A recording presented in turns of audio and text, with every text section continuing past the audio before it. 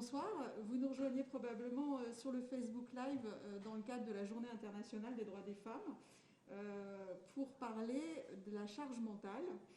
Et avec moi sur le canapé en pleine lumière, Maryse Saïd Abdallah, qui est conseillère municipale déléguée aux loisirs associatifs et qui travaille sur un poste à responsabilité dans une entreprise, qui est également mère de famille et spinacienne.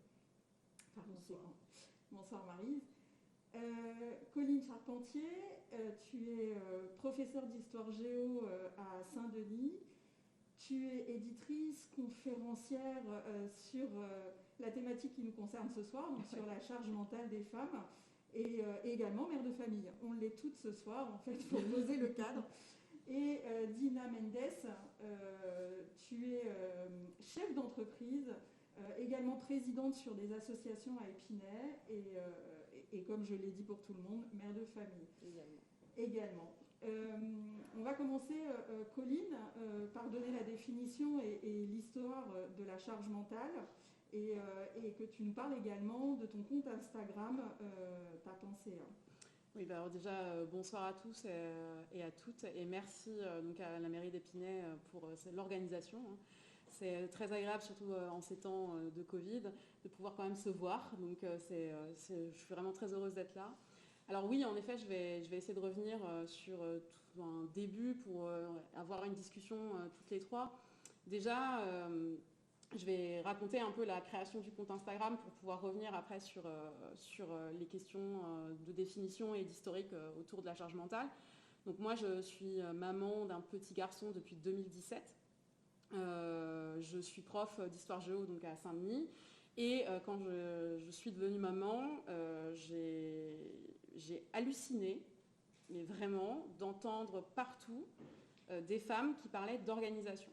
Organisation de vie autour des enfants, organisation autour de vie professionnelle et vie familiale. Et pourtant, ces femmes, je les connaissais plutôt bien, puisque la plupart, elles me ressemblaient. Elles étaient profs, parfois même elles étaient féministes. Enfin, il y avait quand même quelque chose. Il y avait quand même des revendications d'égalité dans les couples. Et c'est comme si au moment où il y avait eu les enfants, on remettait les cartes en jeu et qu'il y avait vraiment une différence entre les hommes et les femmes sur la gestion du foyer à l'arrivée des enfants. Et moi, ces plaintes, je les entendais partout, quoi. Je les entendais devant les écoles, devant les parcs, je les entendais à Carrefour, je les entendais dans la rue, et je me suis dit, c'est quand même super bizarre. Et moi-même, j'avais l'impression de commencer à tout gérer pour mon enfant. Mon compagnon était quand même assez présent, mais en fait, j'ai un nouveau cerveau qui s'est créé à l'arrivée de mon enfant, qui était vraiment la gestion permanente de ses besoins et la gestion permanente du foyer pour qu'on ait une maison saine avec à manger, etc., etc. En fait, ce que j'étais en train de décrire, c'était vraiment la définition de la charge mentale. C'est-à-dire, la charge mentale, c'est organiser et planifier les besoins d'un foyer. Alors, il faut essayer de comprendre, il y a une différence entre charge mentale et tâches domestiques. Alors, on va prendre une maison, toute simple. Dans la maison, dans le grenier de la maison, il y a des engrenages qui sont les tâches domestiques. C'est-à-dire que sans ça, on ne peut pas faire fonctionner cette maison. Par exemple, passer à l'aspirateur, aller faire les courses, etc. Et puis au-dessus, en fait, il y a un nuage de pensée qui va permettre aux engrenages de fonctionner. Et ce nuage de pensée, c'est la charge mentale. C'est-à-dire que vous pouvez passer à l'aspirateur, ce n'est pas de la charge mentale. En fait, c'est de la tâche domestique. Mais penser qu'il faut passer l'aspirateur le vendredi à 9h quand les enfants sont partis parce que vous êtes sûr que vous allez être tranquille pendant 25 minutes, ça, c'est de la charge mentale. C'est-à-dire prévoir vraiment quand est-ce qu'on va faire les choses. Et cette définition, elle ne vient pas comme ça. Hein. Elle vient en fait des sociologues qui, en 1984, donc Monique Inco, elle décrit en fait cette charge mentale dans le métier des infirmières. Les infirmières, elles prévoient et organisent les besoins de leurs patients en permanence. Et il faut se dire, il faut donner les médicaments à telle heure, donc prévoir avant, etc. etc. Donc ça vient de la sociologie du travail, en fait, la définition de la charge mentale. Une fois qu'on a ça en tête, et que moi j'avais ça en tête, je me suis dit, ces plaintes des femmes, il faut qu'on les entende beaucoup plus. Voilà, il faut que ça sorte, et il faut que ça vienne petit à petit. Et donc j'ai créé le compte Instagram en novembre 2018, donc ça faisait 1 an que j'étais maman. Et ça a très très très bien fonctionné. Et j'ai pris, il y a eu 20 000 abonnés en un mois. Maintenant, on est à 150 000 abonnés et c'est devenu un outil de militantisme, mais ça permet aussi à des femmes de décharger ce qu'elles ont à décharger et aussi à réfléchir à comment est organisé leur couple, en fait, tout simplement. C'est vraiment des questions d'organisation. Alors, ce compte Instagram, maintenant, il est géré par un collectif de nombreuses femmes. Donc on est 80 à le gérer parce qu'il y a tous les témoignages à gérer, il y a aussi des expositions, il y a plein de choses qui sont mises en place parce que c'est devenu en fait un outil de revendication en disant voilà, nous on voudrait que ça change dans nos couples et qu'on ait quelque chose d'égal. Alors là je suis un peu partie rapidement comme d'habitude, mais je vais essayer de revenir un peu sur quelque chose moi qui me paraît essentiel, c'est que là j'ai parlé d'inégalité. C'est parce que, en fait, on ne peut pas calculer ce qui se passe à l'intérieur de notre tête. C'est-à-dire, on ne peut pas dire, par jour, il y a quelqu'un qui pense 2-3 heures aux tâches domestiques. Sinon, ça ferait un petit peu peur. Enfin, je veux dire, si les sociologues commençaient à nous mettre des électrodes, moi, je commencerais à avoir très, très peur. Donc, là, ce qui se passe, en fait, c'est que moi, je me base sur des chiffres qui sont sur les fameux engrenages, les fameuses tâches domestiques. Là, on a des vraies statistiques qui nous montrent une inégalité réelle dans un couple hétérosexuel entre les hommes et les femmes. Alors, je ne sais pas si vous savez le nombre d'heures par jour qu'une femme passe à faire des tâches domestiques en moyenne. Alors là, je pense que vous êtes un petit peu surprise. En fait, tu sais pas, non? Tu vois pas, Marine? Non. En fait, les femmes sont autour de 3h25 par jour et les hommes sont à 2h04 par jour. Avec, évidemment, quand on parle de tâches domestiques, c'est aussi aller chercher les enfants, faire les courses, passer à l'aspirateur, etc. Donc ce sont des moyennes, c'est-à-dire qu'on prend sur toute une année, on divise par le nombre de jours, et après ça nous fait ça. Donc les femmes sont à 3h25 et les hommes sont à 2h04. Voilà. Alors on me dit, oui, peut-être que les hommes commencent à font de plus en plus. En fait, les hommes ont pris 2 minutes en 10 ans. C'est-à-dire qu'ils sont passés de 2h02 à 2h04 en 10 ans. Et nous, les femmes ont perdu 12 minutes parce qu'en 10 ans, il y a le drive qui est arrivé. Il y a le lave-vaisselle, mais aussi parce qu'il y a le développement d'Internet, etc. Donc il y a plein de choses qui sont arrivées, qui fait que les femmes ont perdu du temps de tâches domestiques, mais les hommes n'ont pas plus rattrapé en fait. C'est-à-dire qu'ils sont toujours à 2h04 par jour. Et donc, forcément, si on est à 2h04 par jour, essayer de programmer ces 2h04, c'est pas la même chose que d'essayer de programmer ces 3h25. C'est-à-dire qu'en fait, on a déjà une inégalité sur les tâches domestiques. Et c'est pour ça qu'il y a une forte inégalité dès qu'on parle de planification et d'organisation sur la charge mentale. D'ailleurs, on dit souvent la charge mentale des femmes, parce qu'en général, ce sont les femmes qui portent la charge mentale, mais en fait, le mot charge mentale, il est complètement neutre. C'est-à-dire que dès que vous planifiez et organisez au travail, vous faites de la charge mentale. Mais là, c'est dans une inégalité du couple, on dit, voilà, c'est la charge mentale des femmes. Alors moi, je me suis dit, mais c'est pas possible. Comment ça se fait qu'on est avec une différence de plus d'1 heure entre les hommes et les femmes? Alors, évidemment, tu vas rigoler parce que c'est côté prof d'histoire, je suis allée un peu fouiller quand même. Il faut déjà partir d'une chose, et je pense que vous deux, vous êtes des exemples parfaits, c'est que les femmes ont toujours travaillé. C'est-à-dire qu'il faut arrêter de penser que les femmes ne travaillaient pas au Moyen-Âge, ne travaillaient pas dans l'Antiquité. Les femmes, elles ont toujours travaillé, mais elles ont toujours travaillé gratuitement. C'est-à-dire que c'est une grosse différence avec les hommes, c'est que les femmes travaillent gratuitement. Par exemple, au Moyen-Âge, quand on avait des champs, elles allaient aider leur mari paysan, et donc elles travaillaient gratuitement, mais elles travaillaient. Donc les femmes ont toujours travaillé. C'est-à-dire qu'on ne peut pas expliquer cette différence sur les tâches domestiques en disant c'est parce qu'en fait elles veulent tout gérer, elles veulent travailler maintenant. Non, les femmes ont toujours travaillé. Moi, il y a un truc qui m'a gênée dans toutes mes recherches, c'est ce qui se passe au 19e siècle. Alors, au 19e siècle, pour ceux qui ne le savent pas forcément, on a des révolutions industrielles. Et dans ces révolutions industrielles, il y a aussi ce qu'on appelle la Troisième République, donc au 19e siècle, qui gère, l'État français gère, notamment l'école. C'est-à-dire que l'école devient obligatoire. Les garçons, d'ailleurs, sont les premiers à aller à l'école, et puis ensuite les filles. Dans le programme des petites filles au XIXe siècle, il y a la question de la gestion des tâches domestiques et la gestion des comptes. C'est-à-dire que c'est au programme. C'est-à-dire que les filles n'ont pas du tout le même programme que les garçons. Elles doivent apprendre les tâches domestiques, elles doivent apprendre à gérer un budget. Alors pourquoi l'État français met ça en place? C'est parce qu'ils ont très très peur d'une chose. Ils ont très très peur que si les hommes sont malheureux dans leur foyer, ils deviennent alcooliques en allant au bar. D'ailleurs, il y a une excellente affiche qui explique ça. Donc, un foyer bien géré, c'est pour éviter les problèmes d'alcoolisme, les problèmes d'hygiène, etc.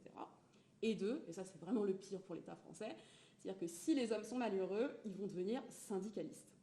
Et donc, s'ils deviennent syndicalistes et qu'ils font la révolte, c'est pas possible. Donc, on met le poids de l'éducation et de la bonne entente dans tout l'État sur les femmes. Et ça, on pourrait se dire, oui, mais c'est au 19e siècle quand même. Ça a changé depuis. Eh bien, en fait, ça continue au 20e siècle. Malgré la Première Guerre et la Deuxième Guerre mondiale, on continue à enseigner ça aux femmes. D'ailleurs, dans les années 1920-1930, il y a plus de femmes qui travaillent que dans les années 1950. C'est-à-dire qu'il y a beaucoup plus de femmes au foyer après la Seconde Guerre mondiale que dans les années 1920-1930. Mais on apprend toujours aux femmes à gérer les tâches domestiques, à gérer le budget, etc. En revanche, ça disparaît des programmes à partir des années 1970. Donc, nos grands-mères, nos arrière-grands-mères, tous les gens en fait, qui sont passés à l'école française, en fait, ont eu cette éducation-là. Ont eu une éducation sur les tâches domestiques, sur la gestion des budgets, sur la gestion des émotions, sur comment on fait avec un enfant, etc., etc. Ça disparaît du programme. La dernière fois que ça disparaît, c'est 1984. Voilà, donc ça, c'est pas si vieux que ça. C'était une petite option dans un bac, voilà. Dans les années 1980, en revanche, on a une nouvelle type de femme qui apparaît, qui n'est pas du tout celle qui va être au foyer, etc. C'est la fameuse working girl. Alors, on a deux beaux exemples ce soir de femmes qui gèrent absolument tout, que ce soit au travail ou dans leur vie de famille. Mais justement, on met en avant ces femmes qui travaillent et qui gèrent leur famille et qui oublient complètement parfois leur vie sentimentale, ou alors si elles ont une vie sentimentale et une vie amoureuse, il faut faire en sorte qu'elles soient parfaites, qu'elles soient toujours belles, qu'il n'y ait jamais quelque chose qui aille de travers ou quoi que ce soit. Mais en tout cas, on la propulse, cette femme, dans les années 1980, et on l'a encore aujourd'hui, en fait. Donc ça fait 40 ans qu'on nous explique que gérer notre vie professionnelle et notre vie personnelle, c'est tout à fait normal, et sans remettre en cause l'inégalité qu'il y a depuis le début, qui est à dire ce sont les femmes qui doivent tout gérer. Voilà. Et donc moi, mon travail, depuis maintenant 3 ans, c'est vraiment de travailler sur cette inégalité, de montrer aussi qu'on n'est pas des superwoman tout le temps, qu'on peut ne pas être bien, qu'on peut ne pas supporter ce qui est en train de se passer, mais qui en tout cas de remettre un petit peu en cause tout ça. Voilà, c'était une grande introduction. Et par rapport à ça, la charge mentale, si on synthétise, c'est des formes de to-do list, hein, c'est pas le fait de faire les tâches ménagères, mais bien de planifier l'ensemble des tâches dans le foyer, ce qui est souvent, alors dans les statistiques, si je ne me trompe pas, c'est 71% à la charge des femmes au sein des foyers. Maryse, tu t'organises comment, toi? Tu planifies la totalité que ce soit pour tes enfants, pour ton mari, pour ton travail? Alors, je veux dire, j'ai la chance d'avoir un époux qui m'aide énormément. Alors, qui participe, comme disait Corinne, aux tâches ménagères, qui fait les courses, qui prépare le repas, et qui, maintenant mes enfants sont grands, donc, mais quand ils étaient très petits, donc c'est lui qui allait à l'école, qui récupérait, qui aidait aussi par rapport aux devoirs. Alors moi, depuis tout petit, avec mes enfants, j'ai fait en sorte que mes enfants qui aient des plannings, je faisais des espèces de planning qui fait quoi, même en ayant 5-6 ans, qui va mettre la table, qui va desservir la table, qui peut faire la vaisselle, aider à descendre aussi les poubelles. Et donc ça a permis d'un petit peu d'alléger les tâches ménagères. Je ne peux pas dire que je faisais toujours tout toute seule.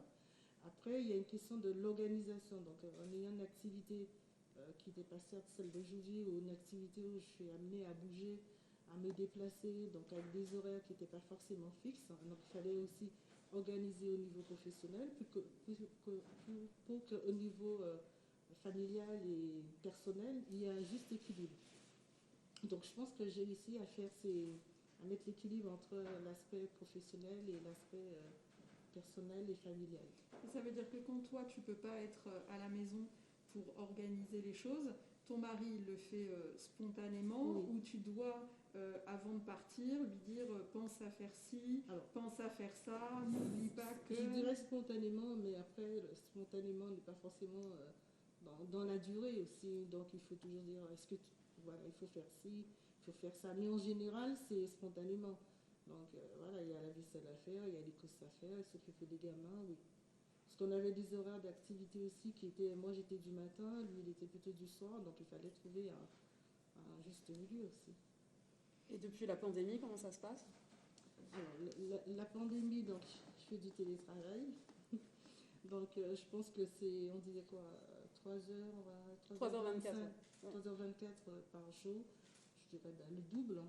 Puisqu'en étant en télétravail, je veux dire, à l'heure du déjeuner, donc on va faire la machine à laver, on va dire qu'est-ce qu'on mange ce soir. À 15h30, pour prendre un petit goûter, on va aller préparer le repas. Enfin, donc il n'y a jamais de coupure. Donc la pandémie, oui, avec le télétravail, c'est encore plus intense. Par exemple, ton mari, il fait à manger? Yes. Ouais. Et du coup, c'est lui qui planifie les courses en fonction de ce qu'il va cuisiner? Nous deux. Je D'accord. dirais 80%, c'est lui qui prépare à manger. D'accord. Parce que en préparant cet échange, en fait, j'ai regardé et grosso modo, en fait, on en parlera après, hein, des solutions Oui. pour alléger cette charge mentale pour les femmes.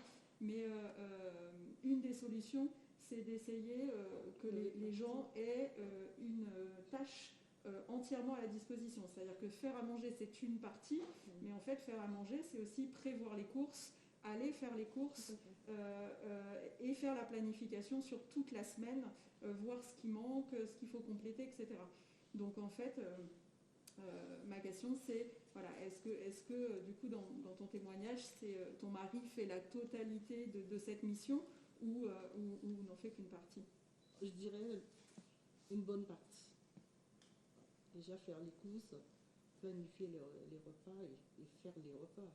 Une très bonne partie. Mais tu vois, ce qui m'a, dans ton témoignage, ce qui m'a, enfin, ce que tu as dit à un moment, mais tu t'es reprise, genre ils m'aident bien, tu vois.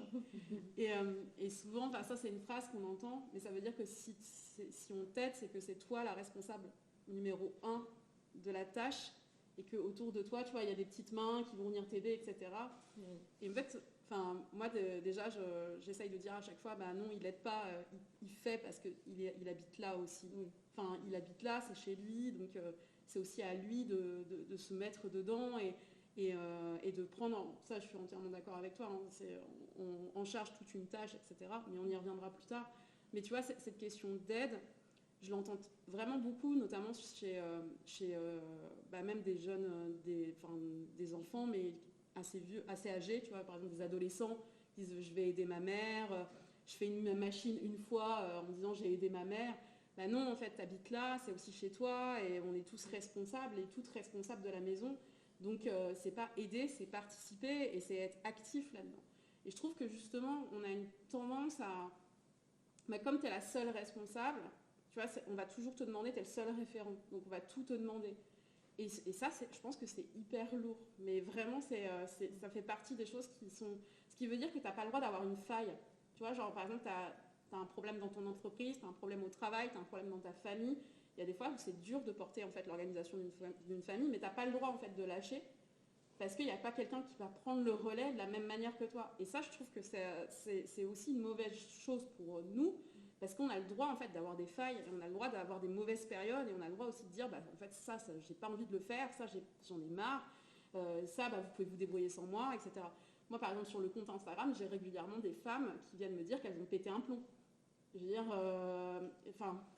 il y a un livre qui est sorti de Tissou Lecoq en 2017 qui explique justement le pétage de plomb sur une chaussette. Tu vois cette chaussette, elle te regarde. Tu vois, ah ça y est, vous la voyez. Je suis sûre que vous la voyez. tu la vois cette chaussette, elle te regarde. Maniaque. Voilà. Alors il y a ceux qui vont dire ouais, elle est maniaque et tout. Non, elle est là, elle te regarde, tu es assise sur ton canapé et là tu la vois, elle est là. Elle est là cette chaussette. Et je veux dire, c'est qu'une chaussette, on est d'accord. Je veux dire, la chaussette ne t'a pas agressée, elle est juste là. Et pourtant, cette chaussette, eh ben, ça montre à quel point l'autre n'a pas pensé que tu vas être dans cet espace-là, que en fait, c'est un espace commun, que en fait, c'est qu'il faut aller plus, enfin, qu'il faut ranger ses chaussettes et qu'il faut respecter en fait, parce que qui va aller ramasser cette chaussette? Et Titu Lecoq, donc elle écrit, en fait, elle explique bien ces différences entre sur les tâches domestiques, sur la charge mentale, à partir de cette chaussette, parce que justement, elle dit, mais pourquoi j'ai pété un plomb sur une chaussette, quoi. Moi, régulièrement, des femmes m'envoient des témoignages en me disant, je suis dans ma voiture, je suis partie pour le week-end, je ne sais pas où je vais, mais je vais très très loin. Et là, ok, alors ça va bien se passer, comment tu vas mais c'est-à-dire qu'il y a aussi en fait une souffrance, c'est-à-dire qu'on parle souvent de la charge mentale et surtout de femmes qui gèrent plein de choses à la fois, mais il y a aussi des femmes qui ont des difficultés à tout gérer et qui se retrouvent dans une souffrance, mais que ça soit physique, par exemple, les médecins le disent, hein, mal de dos, maux de tête, des problèmes pour s'endormir. Il y a des femmes qui ont des to-do list à côté de leur lit parce que la nuit, elles se réveillent, elles doivent noter des choses, ou alors elles ont leur smartphone, etc. Donc problème de sommeil, problème de dos, problème physique en fait. Et donc c'est aussi un problème de santé globale. C'est-à-dire que les femmes, en plus, ont tendance à un peu négliger, en fait, surtout quand les enfants sont en bas âge, à négliger leur santé, à se dire qu'il faut qu'elles tiennent, etc. Donc c'est vraiment aussi une question de santé publique, largement. C'est-à-dire en partageant les tâches domestiques et en partageant la charge mentale d'un foyer, on permet à tout le monde d'aller mieux, tout simplement. Donc c'est tout bénéf pour tout le monde. Alors là, on touche à plein de sujets parce qu'on dit souvent que la femme, c'est le pilier en fait de la maison. Du coup, tu disais, Colline, il y a beaucoup de femmes qui ont des maux, des problèmes de dos, des maux de tête, des problèmes de sommeil. Mais en fait, en tant que maman, en plus, on n'a presque pas le droit de s'effondrer et d'avoir des points faibles. Et alors, c'est encore plus vrai, Dina, je pense que tu peux témoigner avec ton parcours et ton expérience.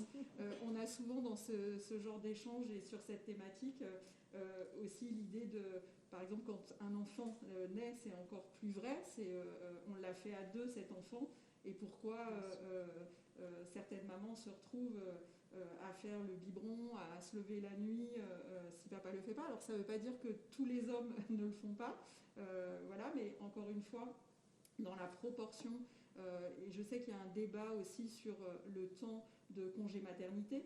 Du coup, c'est aussi pour ça que le congé paternité est arrivé, mais proportionnellement, entre les 3 mois pour la maman et les 11 jours pour le papa, ça pose question. Donc on a progressé, mais encore probablement pas assez. Et du coup, Dina, toi, tu es chef d'entreprise, tu as eu 3 enfants que tu as élevés quasi seule. Du coup, comment tu gérais? Alors, moi, pour rebondir à tout cela, en fait, je pense que tout d'abord, tout ça, c'est lié à l'éducation. L'éducation joue énormément dans le rôle de papa-maman. Moi, en ce qui me concerne, quand j'ai eu mes enfants, je les ai eus très jeunes. J'ai eu mes enfants, mes jumeaux, je les ai eus à mes 21 ans. Donc 21 ans, quand on vous annonce que vous allez avoir des jumeaux, la charge mentale, elle est fois 1000. Parce qu'on se pose énormément de questions. Déjà, on se met trop la pression. Il faut dire, nous les femmes, on se met énormément de pression. Parce qu'on veut tout contrôler en même temps. Il y a des femmes qui veulent tout contrôler. Et quand on a une éducation, quand on est avec un partenaire que lui a été éduqué à rentrer chez lui, à poser ses pieds sur le canapé et à attendre que la femme lui serve, c'est sûr que ça va être compliqué. Parce que la femme, quand elle se met avec un homme qui a été éduqué comme ça, elle sait qu'elle a tout à faire. Et du coup, elle se met énormément de pression, puisqu'elle n'a pas le droit à l'erreur. Alors que l'erreur est humaine. On ne nous apprend pas à devenir maman. C'est un don de Dieu. On reçoit cette bénédiction. Et c'est avec les enfants qu'on grandit, qu'on apprend de l'expérience. Et la meilleure école de la vie, c'est ce qu'on voit, c'est ce qu'on vit au jour le jour. Moi, quand j'ai eu mes enfants, c'est vrai que je me suis mise la pression. Je me suis mise à la pression, tout d'abord parce que je me suis dit, je suis jeune, comment je vais faire? Je suis toute seule. En fait, j'ai la famille ici, mais moi, je suis arrivée en France et j'ai été élevée par mon oncle et ma tante. Donc, j'ai ni maman, ni papa, ni frère et soeur, ni rien. Donc, du coup, c'est une charge que je me suis mise. Et surtout, grossesse gémellaire, quoi. C'est pas un enfant, c'est deux. Donc, comme on va allaiter, je me suis mise énormément la pression. Ensuite, bon, j'ai eu une grossesse plus ou moins difficile aussi, hein, jusqu'à la naissance. Donc, quand ils sont arrivés, c'est vrai que, bon, j'avais le papa qui était là, mais il travaillait aussi.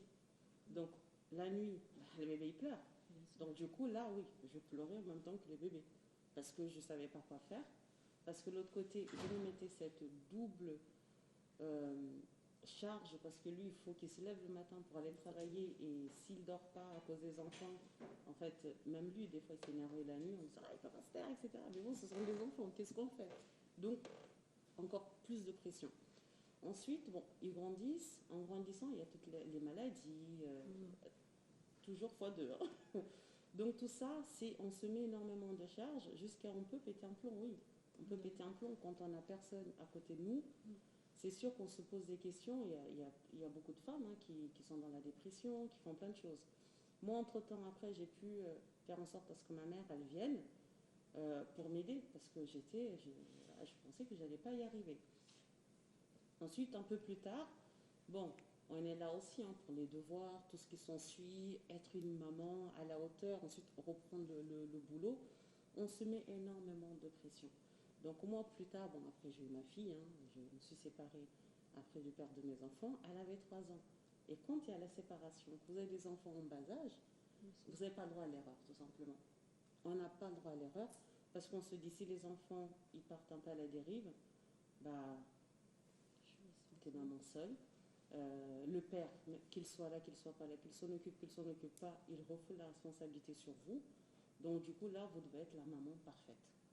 Donc, toujours dans les charges mentales, dans la maison, entre l'éducation des enfants, l'école, les courses, le travail, le ménage, tout ce qui s'ensuit. Alors moi, voilà, j'ai vraiment appris de cette expérience-là à lâcher prise. Et j'ai pu lâcher prise après, parce que si je ne lâchais pas prise, je serais peut-être plus là aujourd'hui. Mais quand tu dis qu'on se met beaucoup la pression, moi je m'interroge aussi de savoir si on nous met pas beaucoup la pression. Parce que surtout quand tu es une femme seule, tu vois, genre le regard des profs, le regard de l'institution, le regard des gens à l'extérieur. C'est-à-dire que moi j'étais, mon fils était très petit, mais j'ai allaité assez longtemps. Et par exemple, je sais que j'étais remise en question, c'est-à-dire que si j'avais été une maman qui donnait le biberon, ça aurait été une mauvaise chose, mais si j'étais une maman qui allaitait trop longtemps, c'était une mauvaise chose. Et en fait, c'était pas du tout le cas de mon compagnon. C'est-à-dire que quoi qu'il faisait, c'était un plus, c'est-à-dire que c'était un homme qui était différent des autres hommes parce qu'il faisait. Et en fait, moi, même si je faisais autrement et même si je faisais du mieux, en fait, c'était normal parce que de toute façon, j'étais une mère et donc il fallait que je sois, voilà, de telle ou telle manière. Je veux dire, moi, je sais aussi, par exemple, chez les médecins, les remarques du pédiatre sur la manière d'être, la remarque des familles aussi. On a des familles qui sont soutenantes souvent, mais qui peuvent, par leurs remarques, nous blesser. Ça fait partie, en fait, de ça. C'est-à-dire que moi, j'ai toujours eu l'impression que tout ce que faisait mon compagnon était toujours vu comme quelque chose de supplémentaire et de génial. Voilà, c'est un papa investi, etc. Donc moi, je ne suis pas une maman investie. Non, toi, t'étais juste une mère, en fait. Donc, et c'est vrai que ça m'a beaucoup interrogée. Et dans ton témoignage, il y a une autre chose qui m'a interrogée quand tu expliques justement l'arrivée des jumeaux. Moi, il y a un truc qui... la question de l'amour, de la manière dont on nous apprend à être amoureuse en tant que femme, c'est aussi le don de soi. C'est-à-dire, on va tout donner. On va faire en sorte que la maison soit toujours propre, parce que c'est comme ça qu'on montre qu'on aime. On va faire en sorte d'être toujours belle, apprêtée. T'as eu un souci dans ta journée, mon chéri, viens, on va en parler. C'est-à-dire, même si toi, t'as eu un problème dans ta journée, tu le prends sur toi, parce qu'en fait, justement, c'est aussi la manière dont on nous apprend à aimer dans les films, dans les séries, dans les contes de fées. C'est-à-dire qu'il y a un don de soi qui est quand même super fort de la part des femmes.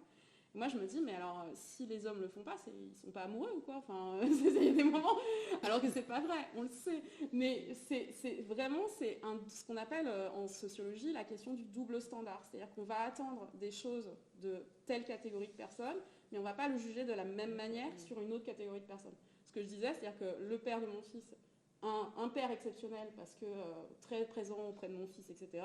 Moi, j'ai beau être très présente, je ne suis pas une mère exceptionnelle, je suis une mère normale. Et c'est la même chose sur la question de l'amour. C'est-à-dire quand on a un compagnon qui s'investit à fond, etc., il est vu comme un amoureux exceptionnel. En revanche, quand vous êtes juste, vous faites les choses, vous n'êtes pas vu comme un amoureux, une amoureuse exceptionnelle. C'est-à-dire vous êtes juste normal. Et moi, c'est cette question de double standard qui m'a toujours interrogée en me disant, mais moi, j'ai envie de faire comme j'ai envie aussi, c'est-à-dire être amoureuse comme j'ai envie, et puis c'est pas parce que je ramasse pas la chaussette que je suis pas amoureuse. Il faut s'écouter, arrive un moment, on s'écoute, il faut qu'on soit mentalement, qu'on soit en phase avec nous. Et ça, c'est arrive un moment, je pense que les expériences de la vie nous apprennent quelque chose. Peu importe qu'elles soient bonnes ou mauvaises, c'est à nous de tirer le bénéfice de cette expérience. Parce que moi, aujourd'hui, mes enfants sont grands, ma dernière elle a 14 ans, j'ai refait ma vie. La vie que j'ai aujourd'hui,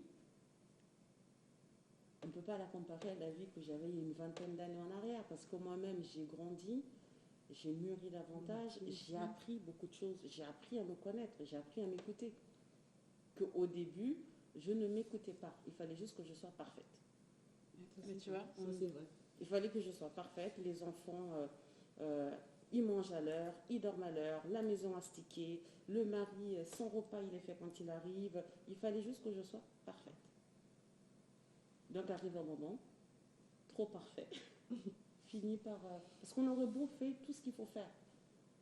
Dans l'éducation, moi, je suis de l'Afrique, donc en Afrique, la femme, elle s'investit corps, âme, esprit. Elle se donne à 1000%, elle ne se pose pas la question. Parce qu'il y a aussi la pression des extérieurs, de la famille, tout ce que s'ensuit. Donc on se met énormément de pression. Et puis le divorce, non. Moi, quand j'ai pris la décision de divorcer, imaginez le poids que j'avais. On ne divorce pas. Les autres, ils ne l'ont pas fait. Pourquoi toi, tu vas le faire? Tu n'as pas le droit de divorcer. Donc ça, c'est une autre pression qu'on se met. Parce que le mariage, c'est jusqu'à ce que la mort vous sépare. Ça, c'est surtout quand vous êtes marié religieusement. C'est jusqu'à ce que la mort vous sépare. Donc, vous devez pardonner, accepter, comprendre. Arrive un moment, mais si on ne se comprend plus, qu'est-ce qu'on fait? Je ne peux pas, moi, m'humilier, rester là, si je sais qu'il n'y a plus de compréhension, il n'y a plus de dialogue, il n'y a plus de respect. Arrive un moment, je ne peux pas. Il y a aussi mon amour propre pour moi. Et ça, je l'ai découvert après. En fait, arrive un moment, les expériences, les défis sont tellement flagrants que vous avez un choix à faire. À prendre ou à laisser. Ça passe ou ça casse. J'ai peut-être perdu quelque chose, mais je ne sais pas ce que je vais gagner plus tard. Donc j'ai fait ce choix. Et le choix, je l'ai fait. Aujourd'hui, je sais que ma vie, je dis Dieu merci, je ne regrette pas un instant. Puisque je suis en phase avec moi, j'ai pu me connaître, j'ai pu me canaliser, j'ai pu me découvrir. J'ai pu m'aimer, m'apprécier, me respecter à ma juste valeur. Et j'ai arrêté de me mettre la pression. Tout va bien. La maison, elle n'est pas bien rangée aujourd'hui, c'est pas grave, il n'y a pas de feu. La chaussette, elle est là, c'est pas grave. Elle me regarde, mais c'est pas grave. Mais les enfants, je les ai aussi toujours responsabilisés. Aussi. Ah oui, aujourd'hui, ils savent cuisiner, même la petite, 14 ans. Elle sait cuisiner, elle sait repasser, elle sait faire le ménage, elle sait tout faire. Mais je lui dis, c'est bon d'apprendre pour toi. Bien sûr. Quand tu auras ta maison, tu sais faire. Moi, mes garçons, voilà, vous le faites pour vous. Plus tard, quand vous aurez votre maison, votre femme, trouvez l'équilibre, trouvez le juste milieu. La femme, elle n'est pas là pour toujours astiquer à ce que ça soit nickel. Toi aussi, tu peux le faire. Il faut juste trouver l'équilibre, le juste milieu. Et quand on change la manière d'éduquer, on change la vision, on change tout, et tout change. Donc moi, aujourd'hui, c'est ce que je peux dire en ce qui me concerne. Et aujourd'hui, j'ai un mari fabuleux. Ah, j'ai un mari extraordinaire. Moi, je suis une personne, j'aime pas faire les courses.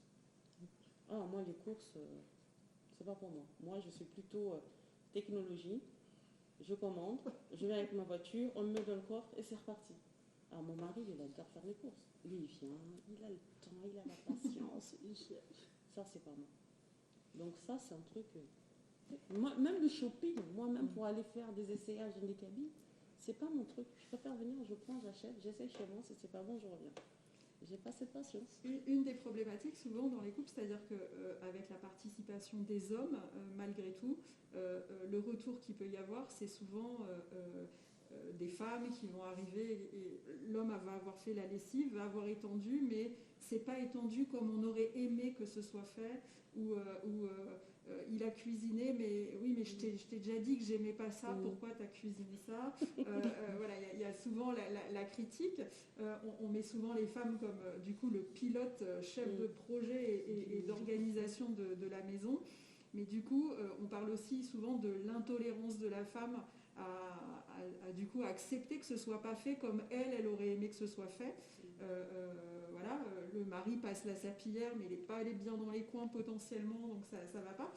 Est-ce que, je sais pas, toi Maryse par exemple, qui du coup avec ton mari, c'est le cas, est-ce que tu es plutôt du genre comme ça à repasser derrière, ou est-ce que tu as cette acceptation aussi que ce soit pas fait comme tu aimes, ou peut-être Colline, ou peut-être... Non, mais moi je peux t'apporter une réponse plutôt sociologique à tout ça. Ouais. Parce que si tu veux, quand tu es la seule responsable, que ta seule valorisation dans la famille, c'est justement de savoir tout gérer, quand tu vois des choses aussi mal faites, ça veut dire que ça remet aussi en cause ta place dans la famille. Donc en effet, il y a beaucoup de... revoir la manière d'être dans une famille, etc. Il y a aussi une sociologue qui a travaillé sur 3 techniques que les hommes utilisent pour faire moins de tâches domestiques, puisqu'ils ont des techniques. Donc il y a par exemple les techniques de mal faire. Donc ça fait partie des techniques. Comme ça, en fait, on est sûr que madame ne va pas redemander de faire. La technique de je le ferai plus tard. Donc, c'est-à-dire, je laisse la tâche aller le plus loin possible et en fait, je le ferai plus tard, mais en fait, ça s'est jamais fait. Et la 3e technique, c'est de déléguer. C'est-à-dire de dire, ah bon, tu veux que je fasse le ménage, mais tu veux pas plutôt qu'on prenne une femme de ménage. C'est-à-dire, on va évacuer le problème par une tierce personne ou, pour les pires des pires, apporter leur linge à leur mère, mais dans ce cas-là, vraiment, là, on est vraiment sur du pire. Mais je veux dire, ces questions-là, en fait, elles sont réfléchies, elles sont pensées, c'est-à-dire qu'il y a vraiment une explication scientifique. Et sur t'as mal étendu le linge, t'as pas fait ça comme ça. Moi, je vais reprendre un témoignage que j'ai eu il y a 2 ans. Et c'est un monsieur qui est venu me voir d'une 60aine d'années et qui m'a dit, qui est venu me remercier en me disant... En fait, j'ai compris pourquoi ma femme s'est éteinte en gérant absolument toute la maison et pourquoi gérer la maison était aussi important pour elle. C'est qu'en fait, elle n'était valorisée que par la maison. Et donc, comme elle a été valorisée que par la maison, quand la maison était mal tenue, quand la maison, le linge était mal mis ou le frigo mal rangé, etc., c'était comme si on lui faisait vraiment un affront personnel parce qu'elle avait tout mis en fait dans cette maison. C'était quelqu'un qui avait été une femme au foyer, qui avait tout géré, etc. Et il m'a dit, en fait, je suis passée à côté de ma femme pendant 20 ans. C'est-à-dire, je ne l'ai pas compris pendant 20 ans. Et donc, il a changé radicalement de vie avec elle, parce qu'ils étaient toujours ensemble. Mais ça fait partie en fait des choses qu'il faut bien se rendre compte, c'est qu'il y a beaucoup de femmes qui vont peut-être dire, t'as mal étendu le linge, t'as mal fait ça, mais aussi parlons de la valorisation de ces femmes. C'est-à-dire, si elles n'ont pas un métier qu'elles apprécient parce qu'elles ont dû se mettre à 80% et que leur carrière s'est arrêtée, comme on le sait, la plupart des femmes prennent un temps partiel. Enfin, les temps partiels qui sont pris la plupart du temps par des femmes. Et pour aller élever les enfants, pour aller avoir le mercredi, pour pouvoir quitter plus tôt pour pouvoir gérer les tâches domestiques. Donc des carrières qui ralentissent. Combien de femmes aussi ont leurs carrières qui sont carrément mises au placard, elles sont carrément mises au placard à l'arrivée des enfants dans des grandes entreprises. Ou même dans des toutes petites entreprises. C'est-à-dire qu'on va faire en sorte de ne pas employer des femmes entre 25 et 35 ans parce qu'elles risquent d'avoir un enfant. Tout ça, en fait, il faut vraiment se dire, si elles ne sont pas en train de se valoriser par du sport, par leur carrière professionnelle ou par autre chose, la maison, c'est tout ce qui reste, en fait. Donc quand tu étends mal le linge, c'est un affront. Voilà, parce que c'est son domaine d'expertise. Donc ça veut dire aussi qu'il faut apprendre à se valoriser autrement. Alors à se valoriser par le sport, par du tricot, par du chant, mais si on est femme au foyer, qu'on a du mal qu'on a du mal à revenir dans la sphère professionnelle. Et puis quand on est dans la sphère professionnelle, se poser aussi les bonnes questions. Quel type de métier je veux? Est-ce que ça me plaît vraiment? Est-ce que je peux prendre des risques? Quels risques je peux prendre? Parce qu'évidemment, la question financière, elle est aussi au milieu de tout ça. C'est-à-dire que prendre des risques professionnellement quand on ne gagne pas beaucoup, c'est compliqué quand même. Donc voilà, il y a toutes ces questions-là, je pense, qui sont assez essentielles. En revanche, je voudrais juste revenir sur un truc, c'est qu'au moment de la pandémie, donc il y a 1 an, quand on a été confinés, moi donc tu as pensé on reçoit des témoignages, normalement on reçoit entre 10 et 20 témoignages par jour, donc c'est déjà pas mal. Et là, je me suis retrouvée avec 80 témoignages par jour au moment du confinement. C'est-à-dire pendant plus de 3 semaines, je recevais 80 témoignages de femmes, soit parce que télétravail, soit parce que monsieur est en télétravail, mais madame est infirmière ou travaille dans la grande distribution, etc., etc. Donc en fait, gère la pandémie et gère aussi l'école à la maison, les courses, etc. Et je vous rappelle qu'on avait le droit de sortir qu'1 heure et qu'il fallait faire très très attention, etc. Donc moi, le compte a explosé, mais vraiment a explosé au moment de la pandémie. Et je ne rejoignais pas du tout certaines expertes qui expliquaient que ça allait être le grand moment où on allait pouvoir devenir égaux pendant le confinement. Parce que moi, je me suis dit non, en fait, ça va être une catastrophe, mais une catastrophe. En fait, c'est devenu une catastrophe parce qu'en termes de télétravail, en termes de gestion, tu l'as dit super bien tout à l'heure, tu te retrouves en fait à faire beaucoup plus. C'est-à-dire qu'aller à l'extérieur, c'est aussi laisser la maison et les tâches domestiques et la charge mentale de côté. Mais maintenant, quand on se retrouve en télétravail chez soi, on a tout à gérer encore plus. Et on se dit, bon, allez, la prochaine réunion dans un quart d'heure, petite machine. Allez, hop, tiens, mon drive. Et donc, en fait, tout se mélange. Et ça, c'est hyper dangereux pour la santé mentale. En fait, le fait de ne pas pouvoir couper, c'est super dangereux pour la santé mentale, c'est super dangereux pour les couples, puisque c'est là, on attend les statistiques, mais les premières statistiques du côté de, par exemple, la Chine, qui a fait un couvre-feu très fort, c'est une hausse des divorces extrêmement forte. Moi, j'attends les statistiques de la France. Je suis à peu près sûre qu'aussi les divorces vont être très forts dans les prochaines années, parce que, justement, l'inégalité, elle est maintenant vraiment à la maison, c'est-à-dire qu'on la voit. C'est-à-dire que moi, j'avais des abonnés qui m'expliquaient monsieur travaille le matin en télétravail, donc il est en réunion, on n'a pas le droit de faire un bruit, il faut faire super attention parce qu'il a des grosses réunions, et puis moi, c'est l'après-midi, le télétravail, mais moi, on vient me déranger toutes les 3 minutes pendant ma réunion pour me demander qu'est-ce qu'il faut faire, etc., etc. C'est-à-dire aussi, il y a la considération de ce que c'est le travail. Et ça, le travail des hommes est quand même plus respecté dans le télétravail parce qu'on considère aussi qu'un homme, il est vers l'extérieur, que c'est lui qui doit ramener l'argent, que c'est lui qui est vers la sphère professionnelle. Et là, il y a plein de femmes qui sont en train de se rendre compte de la manière dont leurs compagnons considèrent leur propre travail, en disant mais en fait, t'as pas de respect pour ce que je fais. Et donc, on a des couples qui sont en train d'exploser, clairement. Et puis, c'est quand même une crise sanitaire, c'est une crise de charge mentale permanente, c'est ce que je dis. La gestion des masques, la gestion du gel hydroalcoolique, la gestion de tout ce qu'il faut laver, le stress aussi de se dire si on a un proche qui a le Covid. Enfin, voilà, c'est en permanence ça a rajouté encore quelque chose et les médecins sont très inquiets sur les questions de santé mentale.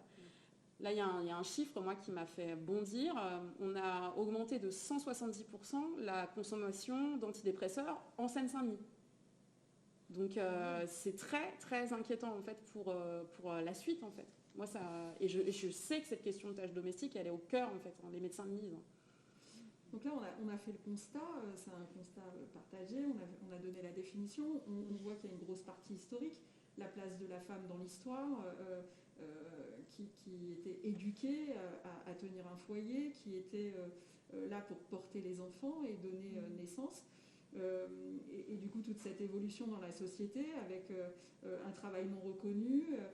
Aujourd'hui, je vais vous donner la parole, mais Dina, tu as parlé aussi d'équilibre et de penser à soi, de ne pas s'oublier aussi. On a évoqué le fait d'accepter aussi la place de l'homme et une autre manière de faire, de donner un équilibre. Colline, tu disais, il faut accepter d'aller travailler sans se charger psychologiquement de la liste. Alors après, si c'est s'éloigner pour après revenir et avoir toujours la liste présente, c'est pas une solution. Donc quelles sont les solutions? Et puis après, je vous propose, tout au long du Facebook, les gens avaient la possibilité de réagir et de poser des questions, et on pourra répondre aux questions si des gens nous en ont posé.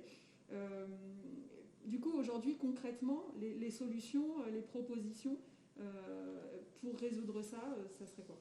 Dina, elle a donné vraiment deux grands axes qui pour moi sont super importants. C'est la question de l'éducation, mais pas seulement l'éducation par les parents, parce qu'on va mettre trop de charges aussi sur les femmes en disant vous devez éduquer vos fils et vos filles pour qu'ils soient voilà. Mais c'est en fait, je pense que c'est en fait voilà, c'est l'éducation des filles et des garçons, mais aussi à l'éducation nationale, c'est-à-dire la manière dont on représente les livres. Enfin, je suis plutôt bien placée, mais par exemple en maternelle. Voir toujours les mêmes types de maman et les mêmes types de papa, c'est-à-dire maman est tout le temps en train de travailler et de faire plein de choses à la maison, et puis papa en fait il revient juste le soir et il se pose. Il suffit de prendre n'importe quel livre avec des oursons et des petits cochons pour voir que ça se passe comme ça. Donc il y a vraiment des modèles en fait qui doivent être changés, donc que ce soit à la maison, mais aussi pas seulement à la maison, parce que nos enfants ils vivent pas dans des bulles quoi. Moi, mon fils, il vit pas dans une bulle, quoi. Mon fils, il a des copains. Mon fils, il va à l'école. Alors, bon, en ce moment, il n'a pas trop d'activités extrascolaires, mais je veux dire, il se nourrit, quoi. Puis il regarde des films, il regarde des séries. Enfin, alors non, il est trop petit, mais peut-être que les vôtres sont un peu plus vieux. Mais c'est sûr, mais il y a des séries, il y a des représentations. Donc la question de l'éducation, elle est nécessaire, clairement. Pour changer des modèles, mais pour changer des modèles aussi voilà, dans les films, dans les séries, dans les manières de représenter les choses, c'est-à-dire aussi de montrer qu'on est vulnérable en fait, et qu'on a le droit aussi de lâcher prise. Bah oui, il y a une chaussette, il y a ci, il y a ça, on lâche en fait là-dessus, clairement.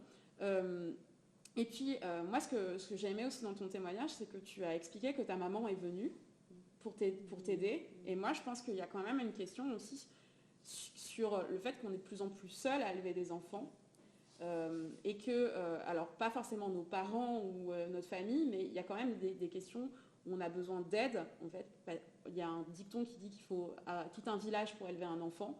Moi, je le crois profondément. Surtout en Afrique, c'est ça. Hein. Ouais.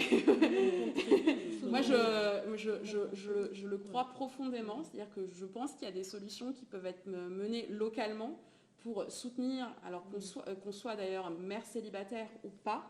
C'est-à-dire que, évidemment, on va mettre le paquet sur les mères célibataires parce que c'est évidemment elles qui ont le plus de difficultés, mais donc des politiques locales, en fait, de changement, d'accompagnement, d'avoir des moments aussi où on peut décharger, c'est-à-dire que avoir des groupes de soutien, c'est-à-dire où on peut laisser un peu les enfants en garderie et puis se rencontrer entre mères seules ou mères même pas seules mais qui ont besoin de décharger.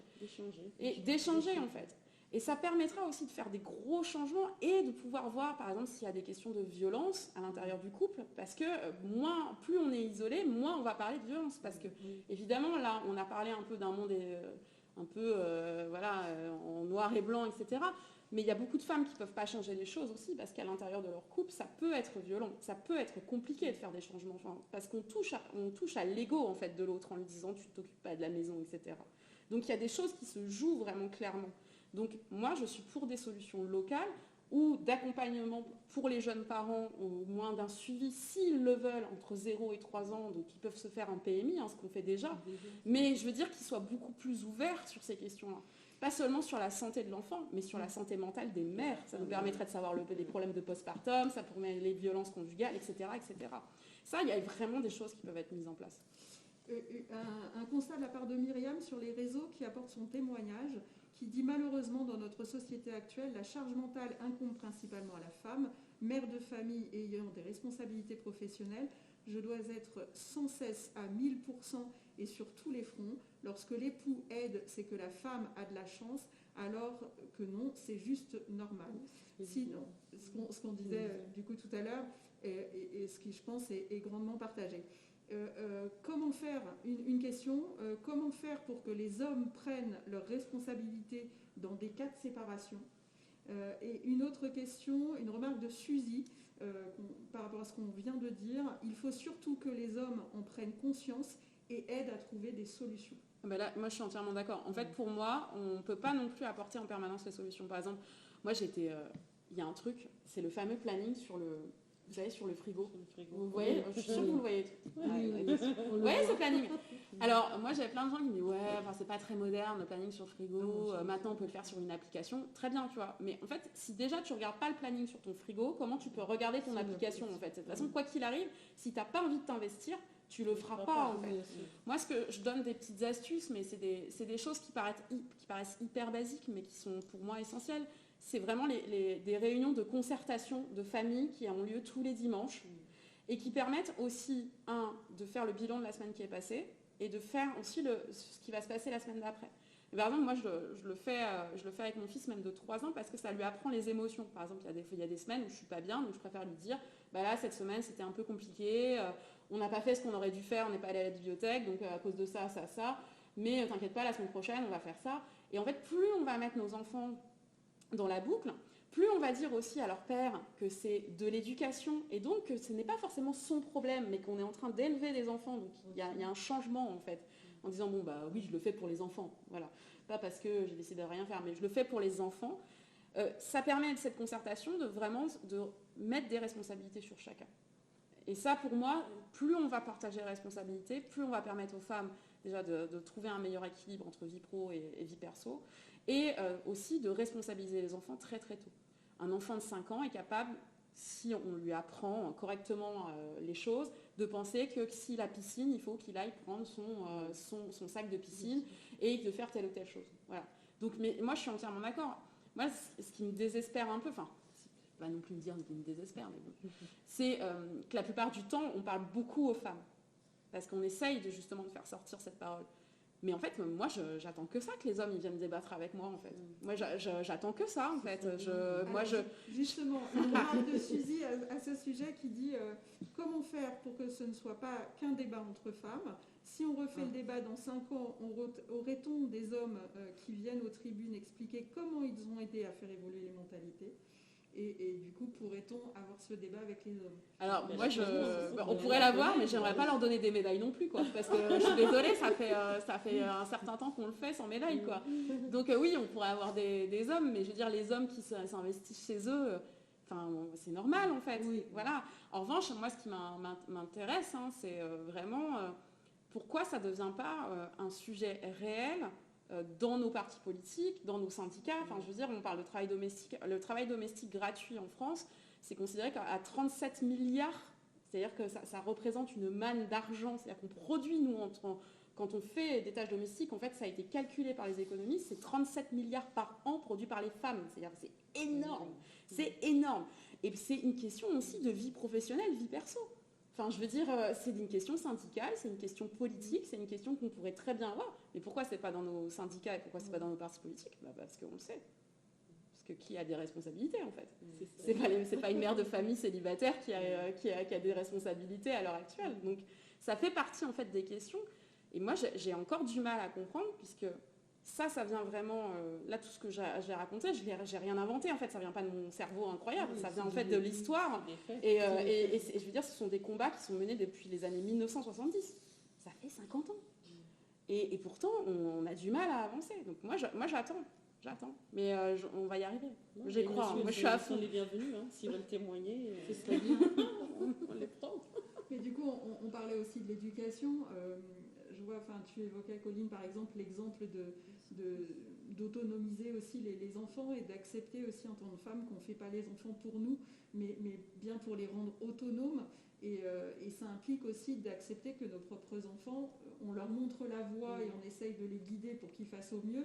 Mais du coup, forcément, si on se retrouve déjà en tant que maman à les reprendre un peu comme on reprendrait le mari qui a mal passé le balai, du coup, peut-être que mon fils va faire tout seul sa valise et potentiellement, ça veut dire qu'il va oublier un t-shirt ou un slip et comment je gère pour l'éduquer à être autonome et à gérer par lui-même. Vas-y, continue. J'ai 2 ados à la maison, donc c'est pour ça. Colline, on va arriver sur la fin de cet échange. Je pense qu'on peut rappeler à tout le monde que le Facebook Live reste en ligne sur le site de la ville, que vous pouvez continuer à poser des questions et que le cas échéant, si la thématique intéressait et qu'il y avait une réflexion à approfondir, on pourrait organiser ces temps d'échange à nouveau. Colline, pour conclure Pour conclure, j'ai pas grand-chose à dire. Je sais qu'en temps de pandémie, en ce moment, c'est très dur, surtout qu'on le sait, hein, économiquement, il y a beaucoup de gens aussi qui perdent leur emploi, donc on sait que c'est très tendu, etc. Mais si on devait garder en tête ce qui doit être pensé, si on doit garder en fait une conclusion, je pense que la question de l'autonomie de chacun, que ce soit des enfants et du compagnon, hein, parce que là-dessus on en est quand même là, et c'est vraiment le message essentiel, et aussi en tant que femme, de dire les choses et de ne pas hésiter en fait à les dire et à ne pas forcément avoir envie d'être parfaite. Et après, je sais, juste je vais rajouter, et je conclurai là-dessus, donc j'ai écrit un livre par rapport à toute l'expérience, etc. Je sais qu'il est à la médiathèque d'Épinay. Donc, pas hésiter aussi à aller l'emprunter. Voilà, je sais qu'en ce moment, il tourne pas mal, c'est ce qu'on me disait la dernière fois. Donc, il y a pas mal de ressources à la médiathèque d'Épinay. Voilà. Donc, la charge mentale, un sujet partagé, un sujet d'actualité, encore plus avec le Covid, on l'a vu. Un sujet qu'il faut qu'on traite parce que ça crée des maux, parce que beaucoup de femmes sont concernées, qui est un sujet du coup d'actualité. Les services de la ville sont à disposition pour répondre aussi à des problématiques, que ce soit de violences conjugales, de violences sur les enfants, voilà, toutes sortes de violences, qu'elles soient physiques ou psychologiques. Et puis, ne restez pas seuls, parlez-en, échangez, prenez du temps pour vous et prenez soin de vous. Voilà, je vous souhaite une très belle soirée et à une prochaine. Au revoir. Au revoir.